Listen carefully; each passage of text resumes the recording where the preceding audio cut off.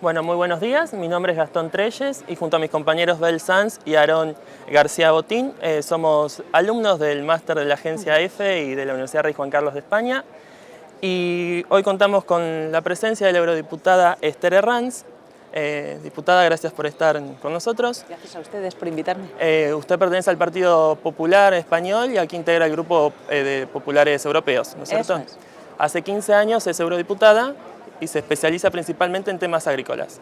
En temas agrícolas y de América Latina. Y de América Latina, perfecto. Muy bien, porque por ahí va la primera pregunta que le quiero hacer. En estos días, creo que en el mes de marzo, va a haber una nueva reunión con la gente del Mercosur para un posible acuerdo comercial, libre comercio con el Mercosur y en la Unión Europea. Principalmente le quería preguntar sobre cómo van a ser esas negociaciones y cuáles son los temas principales a los que a ustedes más les preocupa también. Nosotros nos preocupa, no es que nos preocupe, pero yo creo que es importante tener relaciones comerciales estables y para eso hay que tener un marco de negociado y acordado. En este contexto es donde se están haciendo esas reuniones con Mercosur.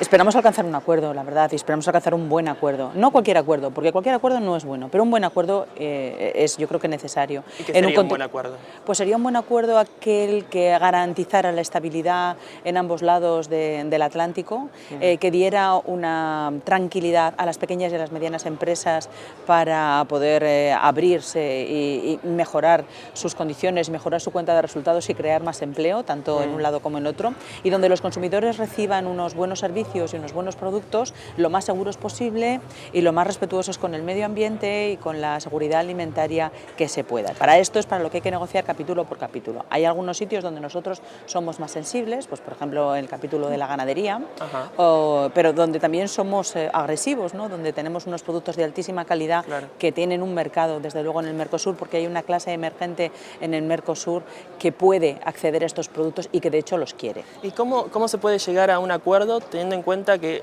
en productos agrícolas, sobre todo en el caso particular de España, los productos son bastante similares? ¿Cómo hacer para que ese intercambio sea justo? Son los mismos productos, pero son distintas calidades. Ajá. Entonces hay un mercado para cada tipo de producto y para cada tipo de calidad. Y lo que hay que buscar es que dentro de esa calidad cada producto sea el mejor posible y que las barreras no arancelarias, sino las barreras que se ponen en las fronteras y que no tienen nada que ver con los aranceles, políticas, sino que no tienen más que ver con la seguridad alimentaria o tienen más que ver con la protección ante plagas, por ejemplo. Una de las cosas que más preocupan en la Unión Europea, fíjese, es que no nos introduzcan nuevas plagas que pueden acabar con monocultivos. Tenemos ahora un problema enorme abierto hace un par de años con la Xylella fastidiosa, que entró por una planta de café que entró por el puerto de Rotterdam procedente de Centroamérica y que está acabando con los olivos del sur de Italia y que ya ha saltado a Francia y que lamentablemente acaba de aparecer en Mallorca.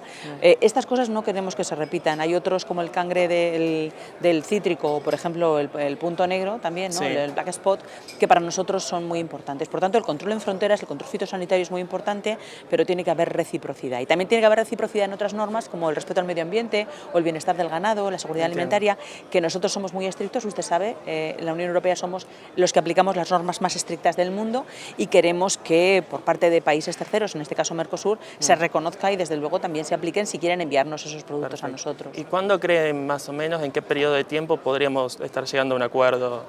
Se habla de un par de años, pero nunca se sabe, ¿no? También pensábamos que íbamos a alcanzar un acuerdo con el TTIP, se retrasó un poco en la era Obama, pero fíjese, no hubiera dado igual, porque el nuevo presidente ha acabado con los acuerdos que acababa de firmar, por tanto, nunca se sabe, ¿no? Pero yo creo que en la apertura del Mercosur en estos tiempos, en los que tanto ha cambiado la situación y en los que parece ser que algunos estados importantes como Argentina, bueno, pues han cambiado de óptica y se han vuelto unos países mucho más razonables a la hora del acuerdo internacional, pues puede ser que lo alcancemos pronto. Ojalá, porque eso significará que es un buen acuerdo y que favorece a ambas partes y que los ciudadanos europeos y los ciudadanos de Mercosur pueden estar tranquilos y satisfechos, pero eso no puede adelantarse, eso no lo sabemos. Lo entiendo. Antes de pasar con mis compañeros, quería, ya que tocó el tema del TTIP, quería hacerle una pregunta sobre el CETA, que se va a votar ahora el 15 de febrero, ¿no es cierto? Hay muchas críticas sobre eso, sobre todo por la ISDS, ¿no es cierto?, la solución entre conflictos entre inversores y estados. Quería saber cómo va a votar usted y cómo va a votar, qué opina al respecto y cómo va a votar usted el 15 de febrero. Pues opino que hay que favorecer a las pequeñas y medianas empresas sobre todo. Los acuerdos internacionales son mucho más útiles para las pequeñas y las medianas empresas que para las multinacionales. Un buen ejemplo es decir que Zara no ha necesitado ningún acuerdo para llenar la Quinta Avenida de tiendas, o no ha necesitado ningún acuerdo para llenar de tiendas cualquier zona del mundo.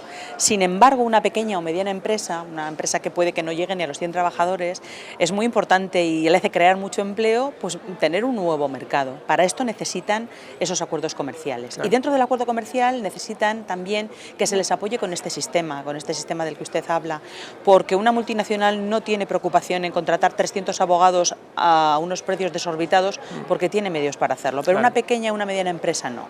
Entonces, esta es la herramienta. Yo voy a votar a favor de la pequeña y la mediana empresa porque vengo de un país como es España, donde la pequeña y la mediana empresa genera empleo.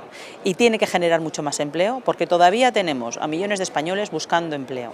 Y mi principal preocupación y la principal preocupación del Partido Popular es generar empleo, que se genere riqueza, que se genere empleo y que se dé estabilidad al empleo. Por tanto, voy a votar a favor, claro. Muchas gracias. ¿Bel? Sí, y hablando de España, ¿crees que la inclusión de nuevos Estados miembros en la Unión Europea puede afectar a países tan pequeños como el nuestro?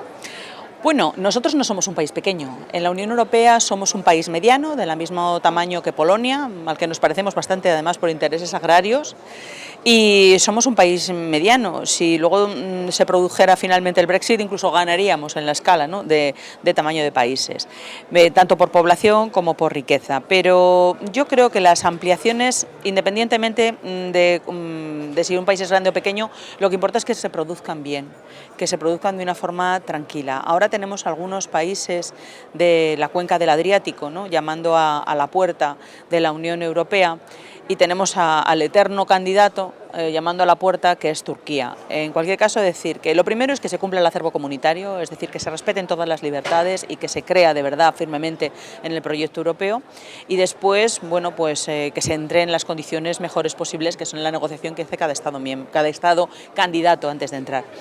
Yo creo que fundamentalmente para los españoles lo importante es que se nos generen posibilidades de exportar nuestros productos. Tenemos dos grandes industrias, la industria del turismo y la industria agroalimentaria, que son ambas sostenibles, que son infinitas, ¿no?, porque siempre tendremos, o sea, que no se agotan, sino que continúan, y en las que tenemos muy buenas materias primas, tanto el sol de España, las playas de España o la cultura de España, como los productos de España y la industria agroalimentaria de España, y creo que no tendrían por qué ser un problema. De hecho, hasta ahora España lo que ha sido un país en crecimiento desde que entró en la Unión Europea. Si comparamos la España del 86 y comparamos la España del 2017, bueno, pues quienes estábamos vivos en el 86 y teníamos 17 años nos acordamos de que era un país con muchas posibilidades, pero al que le faltaba mucho desarrollo, y nuestro país ha mejorado mucho. Yo espero que España siga creciendo y que la Unión Europea siga creciendo. En todas las crisis que hemos vivido hasta ahora y de las que hemos formado parte los españoles, hemos salido ganando porque ha habido más Europa. De ahí que tengamos el Tratado de Maastricht o que tengamos el Tratado de Lisboa, con el que ahora nos manejamos. Haremos más Europa para salir de esta crisis probablemente, y saldremos reforzados, pero estamos desde luego viviendo un momento histórico que a lo mejor ahora no nos damos cuenta, pero con la perspectiva del tiempo seguramente que nuestros hijos o nuestros nietos lo estudien. ¿Y cómo cree que puede hacer frente a la volatilidad de precios y la inclusión de tanta variedad de alimentos agrícolas procedentes de otros países? Pues con formación al consumidor. Si aquí lo más importante es que los consumidores españoles, pero los consumidores europeos en general, sepan lo que están comprando, que aprendan a leer una etiqueta. Uno de los grandes retos que tiene España en este momento es dar formación al consumidor en las escuelas, y que realmente los chicos, cuando están aprendiendo la cultura general, aprendan a leer una etiqueta, porque ahora nosotros, los adultos ya formados, no sabemos leer una etiqueta, no sabemos todos los símbolos que corresponden a una indicación geográfica, no sabemos los símbolos que corresponden a una denominación de origen, no sabemos lo que es una especialidad tradicional, pensamos que la fecha adecuada de consumo es la fecha final de consumo, por ejemplo, y desperdiciamos muchos alimentos. Hay muchas cosas que desconocemos. O sea, una mayor formación. Claro, formación al consumidor. Claro. Y luego, sobre todo, también una reciprocidad. Es decir, que se informe al consumidor de lo que está tomando y que se procure que los consumidores tomen sus decisiones lo más informados posible. Bueno, yo finalmente voy a concretar aún más.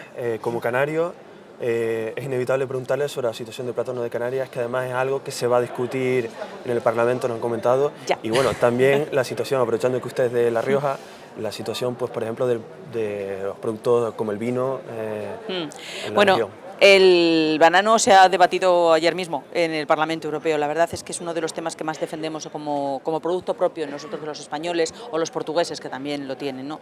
La verdad es que procuramos defender el producto digamos, del acoso que recibe por parte del producto de América Central, porque fundamentalmente el consumidor español sabe, o el consumidor portugués sabe lo que es el plátano de Canarias o el plátano de Madeira, pero el consumidor europeo no lo sabe. La verdad es que toman banana y no distinguen, porque no han probado casi nunca, o no han probado nunca el plátano de Canarias, ¿no? El sabor o la dulzura del plátano de Canarias no tiene nada que ver con el banano. Entonces, lo primero, nosotros defendemos lo nuestro, y lo segundo, procuramos que los productores se vean compensados cuando hay un acuerdo internacional, por ejemplo, con América Central, que les está dañando.